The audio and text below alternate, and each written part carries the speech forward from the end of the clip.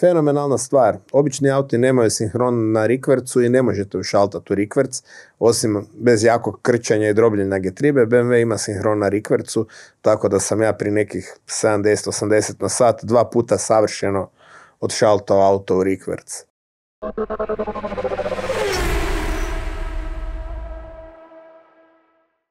Kvalifikacije za samo svjetsko prvenstvo koje su se održavale ovog puta ne u Austriji, nego u Danskoj. Samo nekakvih 2400 km od moje kuće i friend i ja, Goran Bosek, krenuli smo sa Doblom. Još u to doba nisam imao E-kategoriju, on je imao, jedni je bio ono fraj, rekao pomagaj, i nas dva smo krenuli pol voziti Fiat Doblo i Toyota na prikolici. I došli smo do Nürnberga i razletila mi se 5. brzina na Doblu, na getribi. Na moju veliku sreću to se dogodilo 400 km od benzinske i nekak sam na Kuplungu skužio sam šta se dešava, došao do ulaza u benzinsku, da nije tu bilo vučne službe i takvih troškova koji se svi grozimo dok se vozimo negdje po vani. Ugurali, to jest odvezao sam hačija u benzinsku, ugurali prikolicu. Jedan čovjek nam je sa kombijem pomogao člepat Dobla jer je bil jednostavno pretežak uz malu uzbrdicu da nas dva guramo i šta sad? I ja zovem organizator, rekao ljudi daj me pričekajte, doći ću kasnije tu večer, zovem doma, zovem opet Gašu da mi da mom ocu auto, jer sam ja uzela auto od oca, ne? Da dođe po Gorana, po prikolicu i Dobla, da natovare Dobla na prikolicu i do doma, ja sam u hačija i ja pičim dalje. I natovarili smo mi potrepštine za mene u hačija, gume i to sve, neki dio je bio u Doblu što bi mogli imati i krenem ja put Danske dalje i nekakvih 50 km od Hanofera mi Dichtung na glavi ode na hačiju. I nekak sam se dovukel do benzinske, ali u to vrijeme, nažalost, sam još uvijek mislil da mi je samo pukla ispušna grana, jer je takav zvuk se proizvodio. Onda kad sam izašao iz auta, digao haubu i malo zaturiral auto, odmah sam čuo, auto se više čuo na usis nego na ispuh. I ništa. I ja sam sam nazvao svog starog koji je bio na putu, rekao samo uzmete prikolicu, zaključate Doblo i dođete po mene još 500 km dalje. Ali ja nisam odustajao i sve to organizator Gymkhane znao što mi se dešava, bio sam u kontaktu s njima i ja sam bil toliko lud da sam ja već probao organizirati neki auto doma, dakle da se vratim i natovarim na prikolicu i zakasnim jedan dan u Dansku, ali da finalni dan onda vozim bez treninga, bez ičega, da se probam kvalificirati. No stvarno to nije bilo ni fizički više moguće, kad sam se vratil nisam našao ni auto, ajde budemo realni, da nađeš auto u roku nekakvih 12 sati i organizator mi je svejedno dao wild card pozivnicu za Grčku zbog mog rezultata godine prije. Rekli, nekak je neko toliko lud da se toliko vozi i sve to pokušava samo da bi mogao na trku, možeš doći. Tu je krenula priča i sa Marcovom kockom i Gymkhanom. Marac je uspio pripremiti M3 repliku, dakle jedan izuzetan primjerak automobila replike. U njemu je M20 motor Strokan na 2800 kubika, šrikova bregasta, grane, ispušne trkače i sve što ide u to. Uz to elektroniku nam je onda odradio 926 garaž. Auto sad dan danas već ima jedno 210 konja. I okej. Opet mi dolazimo puno slabiji od drugih, ali imamo skoro 100 konja više nego prije. I dolazimo u Grčku i opet imamo trening dan i na treningu idemo isprobavati gume. Onda sam prošao i na Zestino kao pokusni kunić i radim prvo loše vrijeme, ok, sa starim gumama, stavimo nove gume na zadnji kraj i opet ja radim top 3 vrijeme.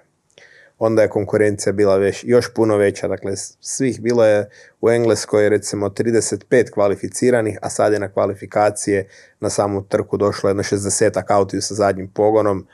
Dakle, bilo je svega, bilo je hačija koji sa turbomotorom koji košta 4-5 put više od mojega, Forda Escorta, IRS-a, IMK2, IMK3, Bila je prava poslastica, pogotovo za one koji vole ovak malo starije aute sa zadnjim pogonom. I onda prije kvalifikacija opet smo imali poteškoća, kako to uvijek biva. Stavili smo ove dobre gume sa zadnjeg kraja na prednji kraj, išao sam razvoziti još jedne nove Zestino gume i vrijeme mi je otišlo nikud. Ja 3 sekunde sporiji sa novim gumama i nismo se mogli dokučiti šta se dešava sad. Onda je bila galama u timu, rekao, jel ja loše vozim, jel neka je s autom, pokušavamo otkriti i ne, gledamo snimke, putanje i sve isto, samo falilo je trakcije, trebalo nam je dobar dan jedan da skužimo da nisu gume bile iste smjese, makar su trebale biti, i onda kad smo to otkrili i stavili za kvalifikacije sve 4 gume soft smjese, treće vrijeme kvalifikacija sam napravio, makar i imali smo malo prekratki prijenos za tu stazu. Staza je ono što smo mogli vidjeti, jer skicu staze dobijete tjedan dana prije utrke. Dakle, nema puno vremena za trening i za podešavanje setupa auta, pogotovo zato jer potrošiš dan i pol skoro na put. U Grčkoj smo to vozili pored Atene, to je nekakvih 1800 km je do maratona, nam bilo opet jedan put od skoro 20 i nešto sati. Trebali smo malo duži prijenos i ja sam ga bio spreman kupiti, ali nismo se mogli snaći tak brzo. Ekipa dole iz Grčke stvarno nam pomogla, dali su nam brojeve, dosta auto otpada, ali nama je trebao prenos dizela, a u Grčkoj niko živ ne vozi dizel. Sad vam je jasno zakaj su bankrotirali. Dakle, BMW i samo benzinci. I nismo našli na auto otpadima potreban diferencijal, sa nama je bio i Uroš Berdajs iz Slovenije. On je zaslužio svoju pozivnicu kao prvak te godine Adria Drifta i on je imao rezervni diff taman omjera koji je nama trebao. Nažalost nije bila špera nego zavareni diff, to je malo otežavajuće iskustvo na Gymkhani gdje se vozi precizno, u driftu je zavareni diff ok, ali dok vozite na vrijeme onda postoje momenti u zavojima gdje vam baš to ne odgovara. No, s čim imamo s tim klimamo, to smo stavili na auto, krenuli smo u borbe, da skratim priču, opet polufinale, Luke Woodham i ja. Rekao, krasno, ali rekao, sad idem ga razbiti, gled, drugi put, pa ne mere tak to završiti. I krenuli smo mi u tu našu polufinalnu vožnju, ja sam se izvrtio u prvom zavoju, ne znajući zašto. Uopće, jer sa dužim prijenosom više taj prvi zavoj nisam prolazio u drugoj, nego zbog zavarenog difa sam morao negdje na apeksu zavoja šaltati u prvu brzinu da bi sve to štimalo kak treba, i kad sam ja šaltao u prvu brzinu izvrtio sam se. I sad rekao, moja greška, prenaglo sam pustio kuplung, blokirali su mi kotači, ništa, idem opet voziti za 3. mjesto. I za 3. mjesto, isti zavoj, isto mjesto, isto se ponovi. I sad, onda sam skužil, ima i to nismo stavili na YouTube, ali ima footage gdje psujem sve živo i mrtvo i rikverc. Jer većina ljudi zna da BMW ima rikverc odmah lijevo pored prve i makar postoji blokada sa federom da vi ne možete ušaltati u rikverc,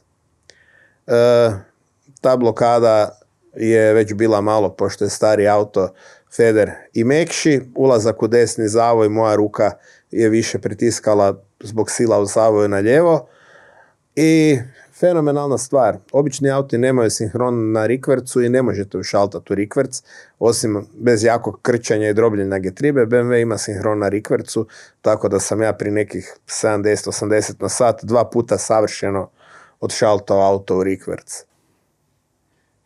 I opet 4. Vele Ameri, always the bridesmaids, never the bride. Dakle, uvijek djeveruša sam ostao, eto. Nakon toga je Marac nabavio jedan jako lijepu aluminijsku konzolu, pravi motorsport mjenjač sa fizičkom blokadom, da ni Spicerom ja više ne ponovim ovakvu avanturu, ali šta je tu je.